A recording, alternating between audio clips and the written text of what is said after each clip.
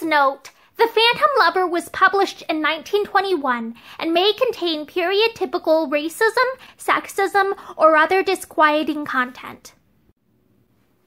Hi, I'm Morgan, and today I will be reading from The Phantom Lover by Ruby M. Ayres, and I will be starting on Chapter 21. The Phantom Lover, said June Mason lugubriously, is certainly turning up trumps. It was a week later, and she was giving Mickey tea. Esther was out. She knew now that it was to see Esther he came. She was quite reconciled to the fact, and had got over her first pang of jealousy, but Esther's indifference to him enraged her. "Can't the girl see what she's throwing away?" she asked herself furiously. "What on earth is she made of that she can't see what's waiting for her to take? If Mickey had adored me as he adores her, well, my name wouldn't have been June Mason today." But she kept such thoughts to herself and treated Mickey very much the same as usual, though unconsciously there was a slight restraint in her manner, especially when Esther was present. "I'm beginning to think that I've misjudged our Raymond," she went on laughingly. "Perhaps someone has converted him. Anyway, he's treating Esther handsomely. First the money, and last week the fur coat." Mickey looked up with sudden interest. "Oh, it's come then, has it?" he said eagerly. "Come, it's been here 2 days. How did you know?" she asked with sudden suspicion. "I heard you talking about it. Wasn't it you?" "No? Then it must have been Miss Shepstone." "I dare say," said June easily. "I never saw anyone so delighted with the thing as she was with that coat. And it is a beauty, Mickey. I only hope it's paid for," she added practically. "Why shouldn't it be paid for?" Mickey said. She made a little grimace. "Because Raymond Ashton never paid for things if he could help it, and you know he didn't," she told him. "However, as he seems to be a reformed character, we'll give him the benefit of the doubt." Suddenly she began to laugh.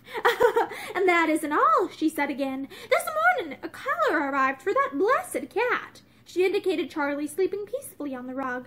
"A silver collar too, my boy, with Esther's name on it." Mickey stooped to examine the collar. His face was red when, after a moment, he looked up again. "Esther declares she never told him we'd got a cat," June told him doubtfully. "But of course, she must have done so, or else the man's got second sight." Mickey was drinking his tea. He choked suddenly. A feeling of panic closed upon him. Never told him she'd got a cat? Of course she hadn't. What a fool he had been to make such a blunder. What an utter blockhead. "I expect she did tell him," he managed to say. "Yes, that's what I think." June lit a cigarette and passed the lighted match over to Mickey. "Anyway, Esther goes about the place singing all day," she added dryly. "There's no doubt at all that she's up in the seventh heaven, the heaven of happiness. Reams of letters the man writes her. Perhaps, as the novel tells us, love is a wonderful thing." She looked at Mickey with a comical expression in her queer eyes. "I should say it must be if it's reformed that man," she added cynically. Mickey said nothing. He had been very uncomfortable about things during the last few days. As far as he could find out, Ashton had not yet been married. Supposing it had all been bluff when he said he was going to be married, supposing he turned up again in London.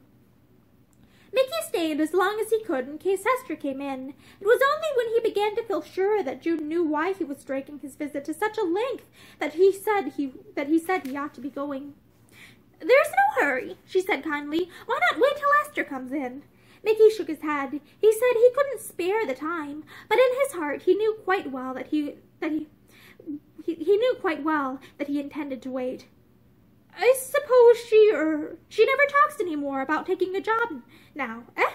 he asked after a moment. "No, I don't think so. That man's word is law to her, you know. I believe if he said, 'Come out here and marry me at once,' she'd fly off by the next train. As a matter of fact, I'm expecting something of the sort almost daily." "I don't think she'll do that," Mickey said. He stood back to the fire with his hands in his pockets, staring up at the ceiling. "No," June watched him quizzically. "Do you know, Mickey," she said at last, "that I consider you've altered a lot lately?" He swung round at once and scrutinized himself in the glass over the mantel-shelf.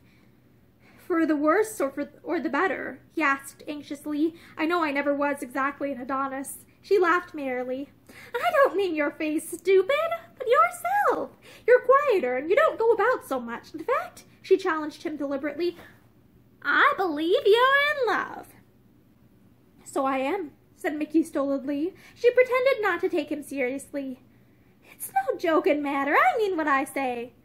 So do I, said Mickey. He laughed. He came over to where she was sitting and stood behind her chair so that she could not see his face. I've tried to make up my mind to tell you lots of times, he said, but I thought perhaps you'd have guessed before now. He stopped and moved away restlessly. June sat very still, presently. It's Esther, he said quietly.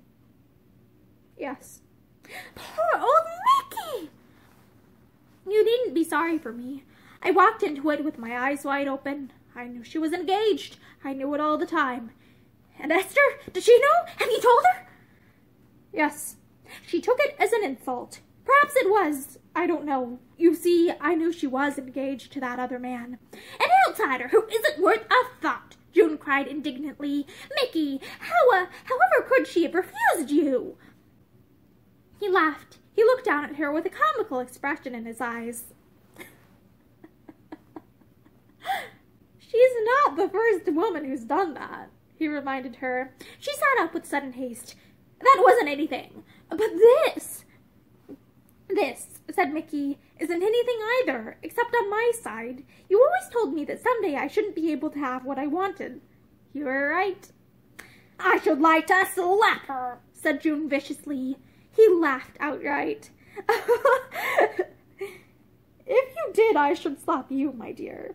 He went on back to his chair by the fire. It's only between ourselves, June, he said. Of course. And Mickey, do you think she will marry Ashton? Mickey did not answer for a moment. No, he said at last. I don't think so. June stared at him. Then do you mean? But he would not tell her anything. You've heard quite enough for one day, he said teasingly. Don't worry your head about me. I don't know why I told you. Somehow I thought you'd guessed. June threw her cigarette into the fire. I did. I'll be honest, I did guess. She broke off. Here's Esther, she added. She got up and opened the door. The lady with the fur coat, she announced dryly. Pray come in, madam. June, said Esther protestingly.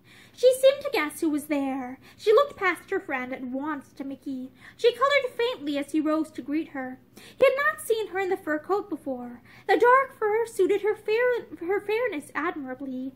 The heavy folds hung gracefully about her slim figure. Her face rose like a flower from the big, upstanding collar. And where have you been all the afternoon? June demanded. We waited tea for you till nearly 5. Esther made a little grimace. I've had my tea out. With Mr. Harley. Harley? Said Mickey sharply. June laughed. He's one of the tribe who live here, she explained. He's a great admirer of Esther's, and he's quite a nice boy, too, isn't he? She appealed to her friend. Very nice, Esther agreed. I met him quite by chance, and so we went and had some tea. Mickey was frowning. It was odd that he felt more jealous of this man, whom he had never seen, than he had ever done of Ashton. He hated to feel that Esther had gone out with him, wearing her new coat.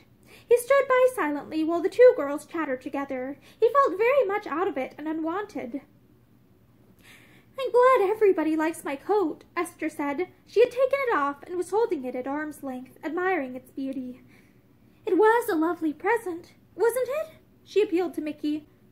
Yes, he said. She laid her cheek to the big, soft collar. It's something I have wanted all my life, she told him. Mickey put out his hand and took it from her. He hated to see her standing there, looking so happy, because she believed it had come from Ashton. He threw it down on the couch. I shall have to be going, he said abruptly. He shook hands with June, but he walked out of the room without speaking to Esther. I don't want any dinner, he told Driver when he got in. I'm going to bed. Driver opened his mouth to say something and closed it again. He brought the evening papers and his master's slippers and turned to leave the room. At the door he stopped and looked back. Have you seen the evening paper, sir? He asked deprecatingly.